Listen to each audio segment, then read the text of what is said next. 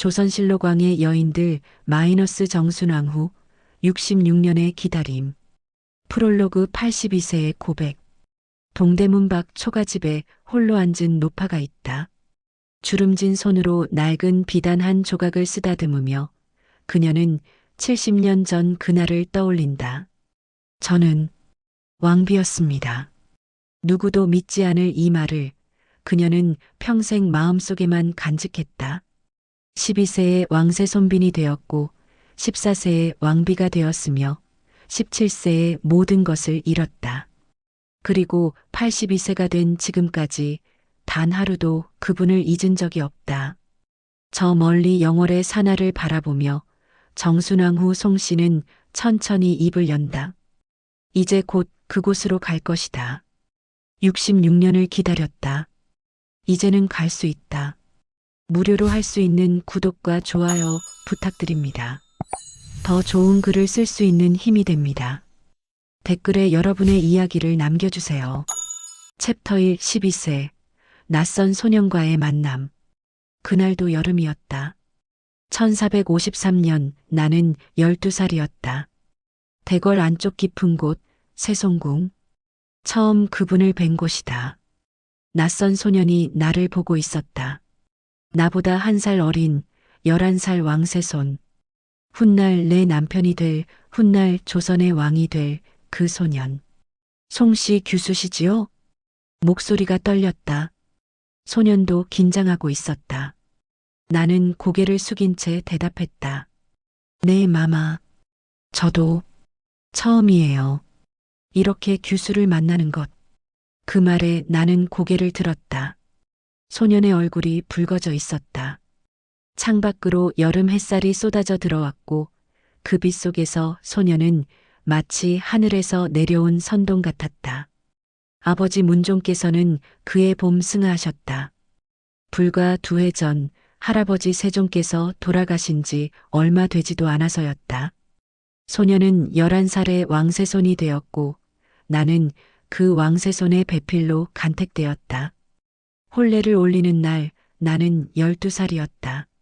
화려한 예복을 입고 무거운 면류관을 쓰고 나는 대전에 섰다. 모든 것이 낯설었다. 모든 것이 두려웠다. 하지만 곁에 있는 소년도 떨고 있다는 것을 나는 알았다. 우리는 함께 떨고 있었다. 혼례가 끝나고 세송궁으로 돌아왔다. 밤이 깊었고 촛불이 흔들렸다. 소년이 조심스럽게 내 손을 잡았다. 무섭지요? 나는 고개를 끄덕였다. 저도 무서워요. 하지만 이제 우리는 함께니까 조금 덜 무서울 거예요. 그날 밤 우리는 손을 잡고 잠들었다. 12살 소녀와 11살 소년. 서로를 의지하며 잠든 우리는 아직 세상이 얼마나 잔인한지 몰랐다. 챕터 24세 왕비가 된 소녀. 혼례를 올린 지 1년 후 왕세손께서 즉위하셨다. 문종께서 재위 2년 만에 승하하신 것이다. 갑자기였다. 너무 갑자기였다. 아무도 준비되지 않았다. 12살 왕세손도 13살이 된 나도 그 누구도 왕비 마마 전하께서 부르십니다. 상궁의 목소리에 정신을 차렸다. 왕비 마마. 나를 부르는 호칭이 바뀌었다. 하루아침에 나는 조선의 왕비가 되었다. 대비마마께 문안을 드리러 가는 길 거울에 비친 내 모습을 보았다. 화려한 왕비의 예복을 입은 14살 소녀. 아직 얼굴에 어린 기운이 가득한 그저 평범한 소녀. 이 소녀가 어떻게 한 나라의 왕비가 될 수 있을까? 대전에서 전하를 뵙는 순간 나는 알았다. 전하도 두려워하고 계셨다. 12살 소년이 어떻게 한 나라의 왕이 될 수 있겠는가? 용상에 앉은 작은 그림자, 너무나 큰 왕관을 쓴 어린 왕. 왕비, 전하께서 나를 부르셨다. 예, 전하. 두렵소. 솔직한 고백이었다. 12살 소년의 왕이 되기에는 너무 어린 소년의 고백. 나는 전하 곁으로 다가갔다. 우리는 더 이상 손을 잡을 수 없었다. 왕과 왕비가 되었기에. 하지만 시선만으로도 우리는 서로를 위로할 수 있었다. 저도 두렵습니다, 전하. 하지만 우리는 함께입니다. 1년 전 혼례 첫날 밤 전하께서 하신 그 말을 나는 돌려드렸다. 함께라면 조금 덜 무서울 것이라고. 함께라면 해낼 수 있을 것이라고. 그러나 우리는 몰랐다. 함께할 시간이 얼마 남지 않았다는 것을. 우리의 행복이 이렇게 짧을 것이라는 것을. 챕터 3 수양대군의 그림자. 대전에 계신 전하를 뵙기 위해 복도를 걷다가 나는 그분을 만났다. 수양대군 마마. 전하의 숙부이시자 세종대왕의 둘째 아드님. 위풍당당한 체구에 날카로운 눈빛을 가진 분. 그분이 나를 보며 말씀하셨다. 왕비 마마 문안드리러 가시는 길이요? 예, 대군 마마.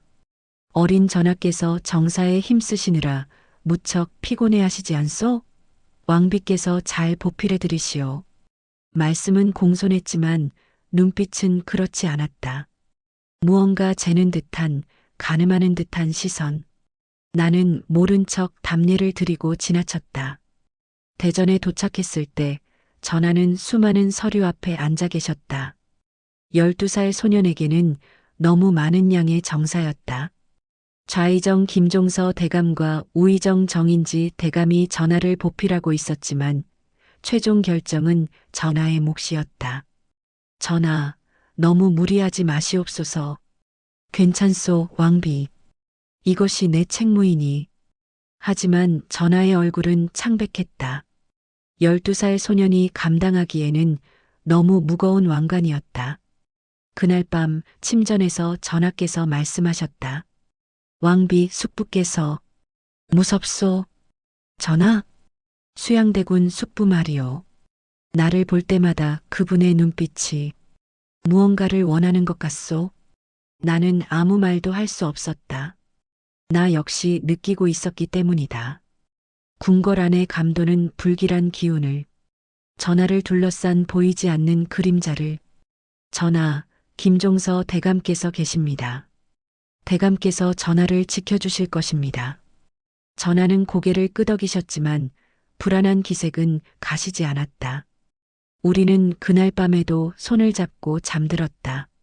하지만 이번에는 서로를 위로하기 위해서가 아니라 서로를 붙잡기 위해서였다. 마치 놓으면 영원히 잃을 것 같은 불길한 예감에 사로잡혀서. 챕터 4개의 정난, 무너지는 왕실. 1453년 10월 10일. 그날은 비가 내렸다. 차가운 가을비가 궁궐을 적셨다. 한밤중 비명소리에 잠에서 깼다. 아니, 비명이라기보다는 칼 부딪히는 소리, 발소리, 혼란의 소리였다. 전하께서도 깨어나셨다. 무슨 일이오?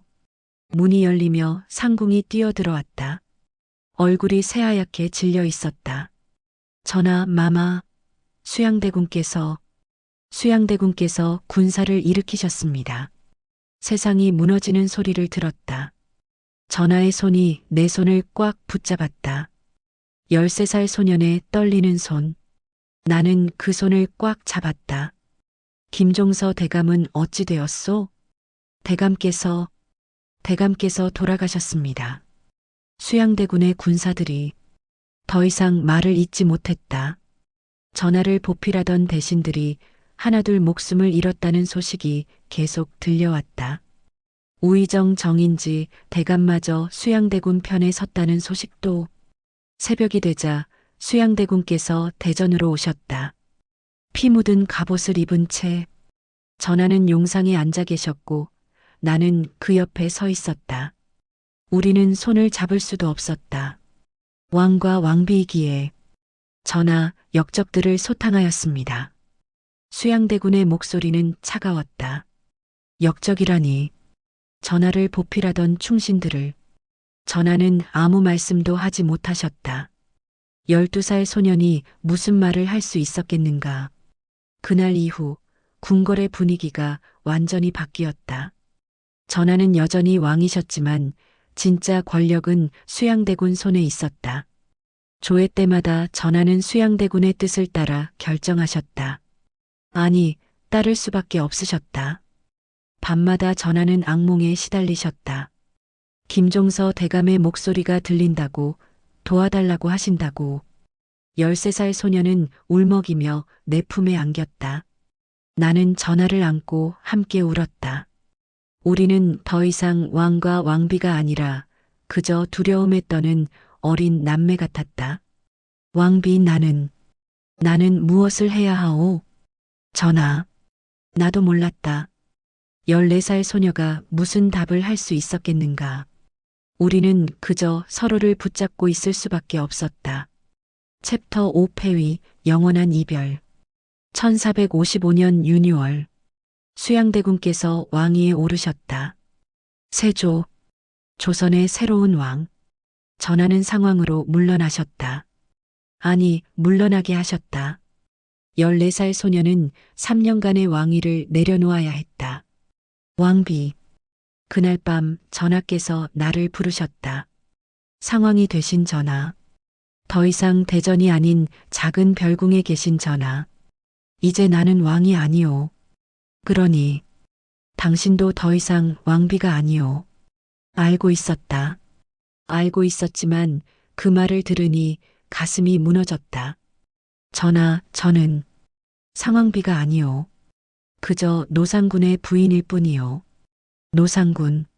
전하의 새로운 칭호. 왕에서 군으로 격하된 불과 14살 소년의 비참한 칭호. 하지만 저는 전하의 아내입니다. 어떤 칭호를 갖든 무슨 신분이 되든 저는 전하의 사람입니다. 전하께서 나를 보셨다. 눈가에 눈물이 맺혀 있었다. 고맙소, 왕비. 아니, 송씨. 그 순간 우리는 더 이상 왕과 왕비가 아니었다. 그저 서로를 사랑하는 두 사람, 세상에 버림받은 두 사람이었다. 얼마 후 전하께서 영월로 유배를 가신다는 소식을 들었다. 강원도 깊은 산속 영월. 나는 함께 가겠다고 했다. 하지만 허락되지 않았다. 송씨는 친정으로 돌아가라. 세조의 명이었다. 나는 왕비의 자격을 잃었고 친정으로 쫓겨나야 했다. 전하와 이별해야 했다.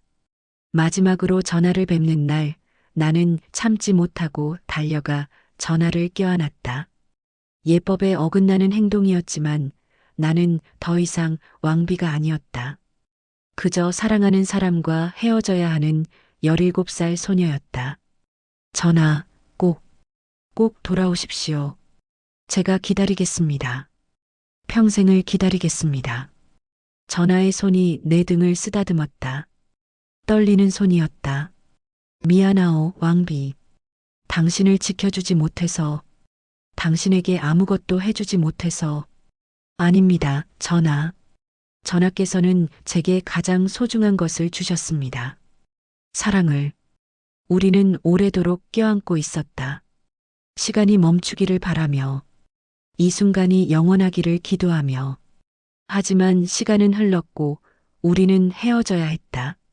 14살 노상군은 영월로 떠나셨고 17살의 나는 동대문 밖 친정으로 돌아갔다. 그것이 내가 전하를 마지막으로 본 날이었다. 챕터 6 영월의 소식, 마지막 편지.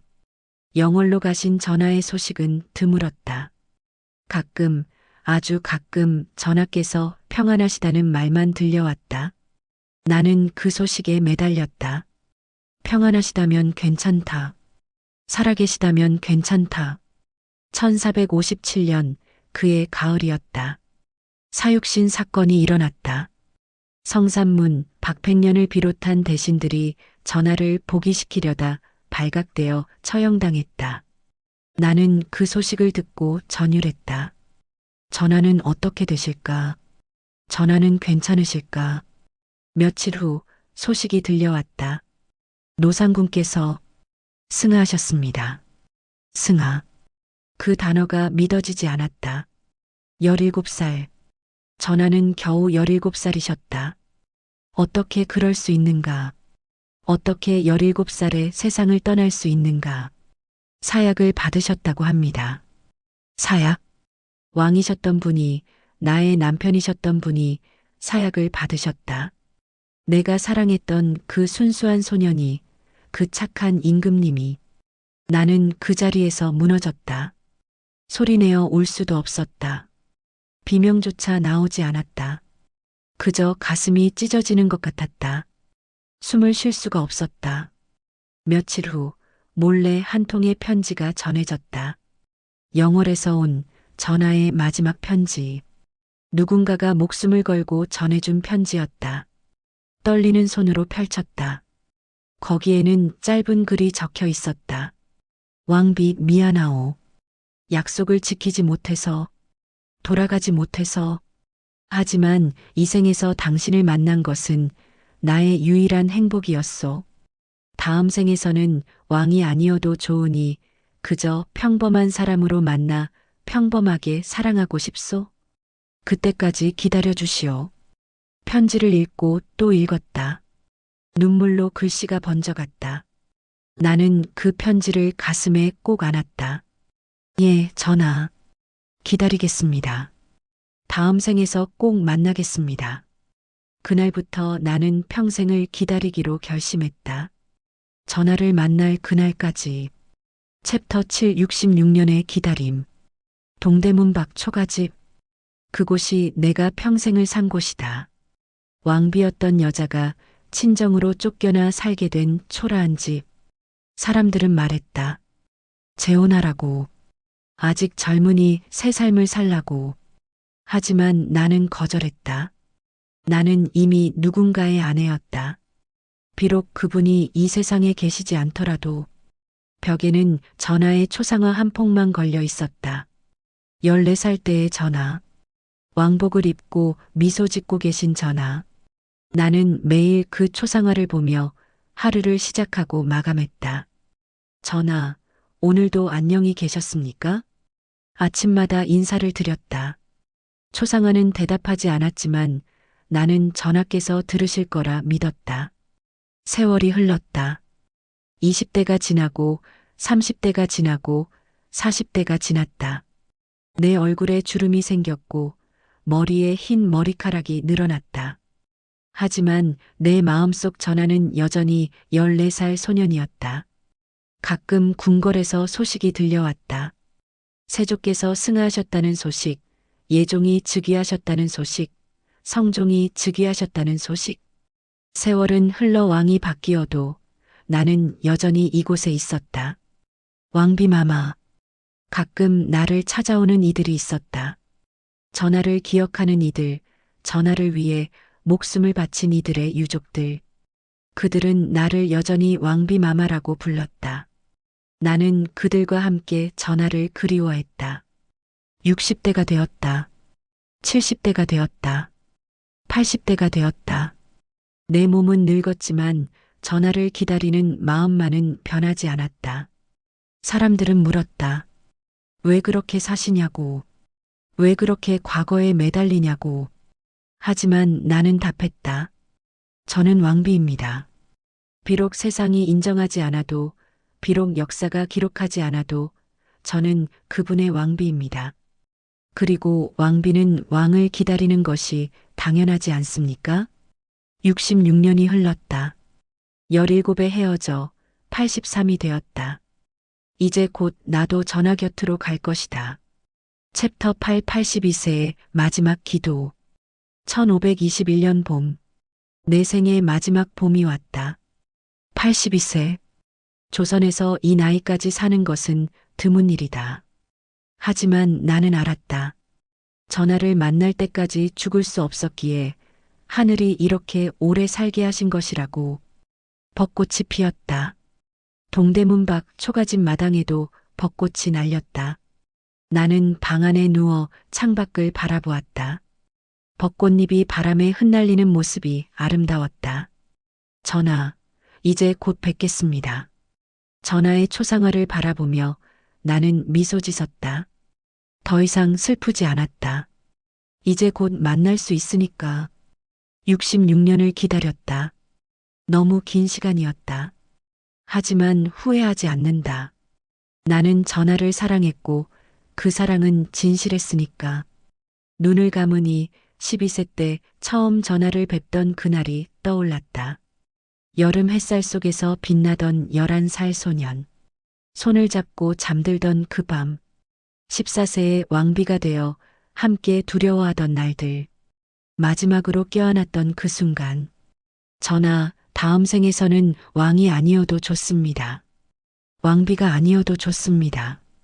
그저 평범한 남자와 평범한 여자로 만나 평범하게 사랑하고 싶습니다. 벚꽃잎이 창문 안으로 날아들었다. 봄바람이 불었다. 나는 천천히 눈을 감았다. 이제 갑니다, 전하. 그곳에서 기다리고 계시지요? 정순왕후 송씨는 그렇게 82세의 나이로 세상을 떠났다. 66년을 기다린 끝에 그녀는 마침내 그리운 사람을 만나러 갔다.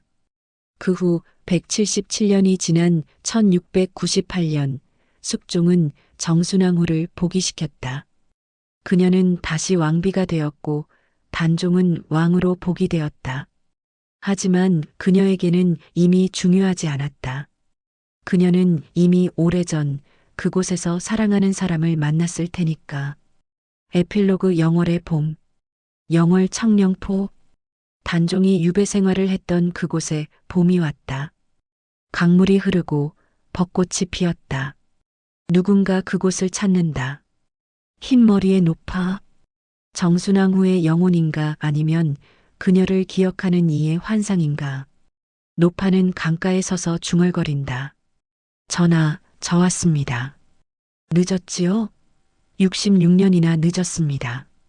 하지만 약속대로 왔습니다.